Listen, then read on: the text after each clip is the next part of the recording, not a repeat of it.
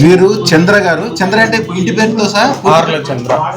ఆర్ల చంద్ర. ఆంధ్ర చంద్ర. Actual గా అంతకు ముందు మీరు ఆంధ్రానా? ఆంధ్రానే. ఆర్ల చంద్ర. ఆంధ్రాలో ఎక్కడ ఉండేవాళ్ళు అంతకు ముందు? ఆంధ్ర కడప డిస్ట్రిక్ట్. కడప డిస్ట్రిక్ట్. అంటే మీరు వెళ్ళారా, మీ ఫాదర్ వాళ్ళు వెళ్ళారా బెంగళూరు? మేమే వెళ్ళాము గురుగారు. ఓకే. 20 సంవత్సరాలు అయింది. 20 సంవత్సరాల క్రితం బెంగళూరు వెళ్ళాము. వీరు 20 years క్రితం బెంగళూరు వెళ్ళారు. వీరు తర్వాత బెంగళూరులో బిజినెస్ చూసుకుంటున్నారు. కన్స్ట్రక్షన్ ప్లస్ హాస్టల్స్ నడపడము అట్లాంటివన్నీ చేస్తున్నారు. ఒక 10 నెలల క్రితం మన దగ్గర అదృష్టపత్రం పెట్టుకుని చూపించండి.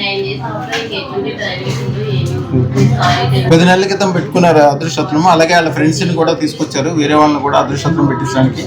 పెట్టుకున్న వాళ్ళందరికీ చాలా అద్భుతంగా ఉంది, చాలా బాగుంది. మాకైతే మీకు ఏమేమి జరిగిందని అడిగా.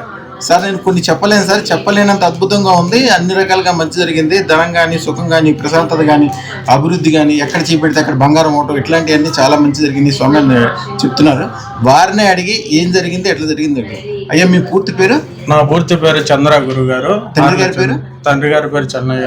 మేము బెంగళూరులో ఉంటాము, మార్తల్లిలో. మార్తల్లి అనేది ఏరియానా? మారతల్లి అనేది ఒక ఏరియా. Okay okay. దాంట్లో మీరు ఉండే ఏరియాని? మేము ఉండేదే మారతల్లిలో ఉంటాం. ఓకే, మారతల్లిలో ఉంటాము. మీ దగ్గరికి వచ్చి వెళ్ళిన తర్వాత చాలా 10 నెలలు అయింది మేము వచ్చి. అయ్యా వచ్చిన తర్వాత ఎట్లా ఉంది? వచ్చి వెళ్ళిన తర్వాత చాలా అద్భుతంగా ఉంది, చెప్పలేనంత అద్భుతంగా ఉంది. బాగుంది గురుగారు. ఏదో అప్పులన్నీ తీర్చుకున్నాము, ఇబ్బంది ఏం లేదు. సొంత ఇండ్లు కళ కూడా నెరవేరింది. అంతా రియల్ ఎస్టేట్ బాగా చేసుకొని పోతున్నాం. కన్స్ట్రక్షన్స్ అంతా నీట్ గా బాగుంది గురుగారు.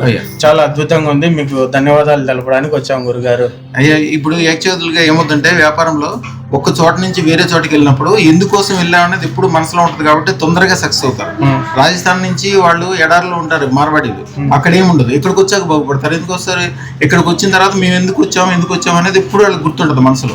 అందుకనే మీరు బెంగళూరులో ఇక్కడ నుంచి హైదరాబాద్ నుంచి బెంగళూరు వెళ్ళిన వాళ్ళు 1000 కోట్లు దాటిన వాళ్ళు చాలా మంది ఉన్నారు మా శిష్యులు. అంతకుముందు గ్రానైట్ పనిచేసిన వాళ్ళు, చిన్న సూపర్వైజర్ గా పనిచేసిన వాళ్ళు, ఇంజనీర్లుగా ఉన్న వాళ్ళు, చిన్న వాళ్ళు అందరూ. ఒక ఆయనకైతే ఎయిర్పోర్ట్ వెళ్ళే దారిలో 200 కోట్లతో ఆయనకి ఓన్లీ గెస్ట్ హౌసే ఉంది. అలా మంచిగా ఉంటుంది. కొద్దిగా మీకు 1 సంవత్సరానికి ఎంత సంతోషపడుతున్నారు, 10 సంవత్సరాల తర్వాత ఊహించుకుంటే ఎట్లుంటుందో. 10 అంతస్తుల మేడ ఉండాలి, 100 ఎకరాల భూమి ఉండాలి, ఇంట్లో ఆడవాళ్ళకి 10 కిలోల బంగారం ఉండాలి. ఇట్లాంటి పెద్ద కోరికలన్నీ కోరుకోండి. పెద్దవన్నీ తొందరగా అవుతాయి, చిన్నవి నెమ్మదిగా అవుతాయి కాబట్టి పెద్ద కోరికలన్నీ కోరుకోండి.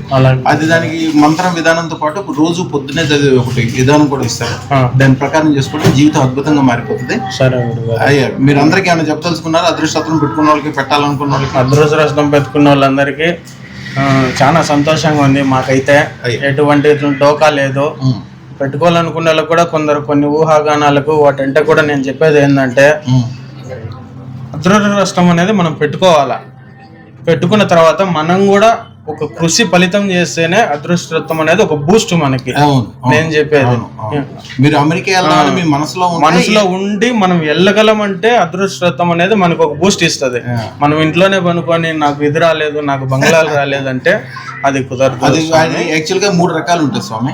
మీరు అమెరికా వెళ్దాం అనుకుంటే నడుచుకుంటూ ఎప్పటికి వెళ్ళారు, ఏరోప్లేన్ ఎక్కితే ఎమ్మటి వెళ్ళగలుగుతారు, అదృష్టం ఏరోప్లేన్ అంటే.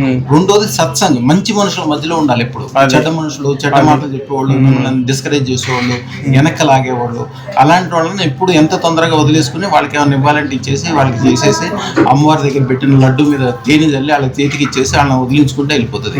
అట్లాగే కాల్సర్ప దోషము కొద్దిగా ఎప్పుడు ఇబ్బందులు పెట్టేవాళ్ళు, మైనస్లు మన గురించి తప్పుగా అనుకునేవాళ్ళు, వాళ్ళకి కూడా అమ్మవారి దగ్గర పెట్టిన లడ్డు ఒకటి పెట్టేసి దాని మీద తేలి చల్లేసి అమ్మవారికి దండం పెట్టుకుని వాళ్ళ చేతికి ఒకటి ఇచ్చేసి ఆ లడ్డు కానీ తేనె సీసా కానీ ఇచ్చేసి వస్తే ఇక వాళ్ళ ద్వారా మనకి ఏం చెడు జరగదు. మనం ఇల్లు కట్టుకున్నా, పెళ్లి చేసిన అందరికి భోజనాలు పెడతాం. ఎందుకంటే ఎవరైనా దాంట్లో చెడ్డోళ్ళు ఉంటే కూడా మన చేతి ద్వారా భోజనం తిన్నాక, ఆ స్వీట్లు తిన్నాక వాళ్ళు ఏదైనా చెడు అనుకుంటే కూడా మనకు జరగదు అనమాట. అలాగే కొద్దిగా అట్లా చేసుకుంటూ కొద్దిగా మీరు అనుకున్న పనుల కంటే కొద్దిగా ఎక్కువ పనులు, ఎక్కువ లాభం వచ్చే పనులు, 100 మందికి బతికిచ్చే పనులు, అట్లాంటి పనులన్నీ చేసుకుంటే అన్ని రకాలుగా సక్సెస్ అవుతాయి. శుభం బియాత్, శుభం బియాత్, శుభం బియాత్.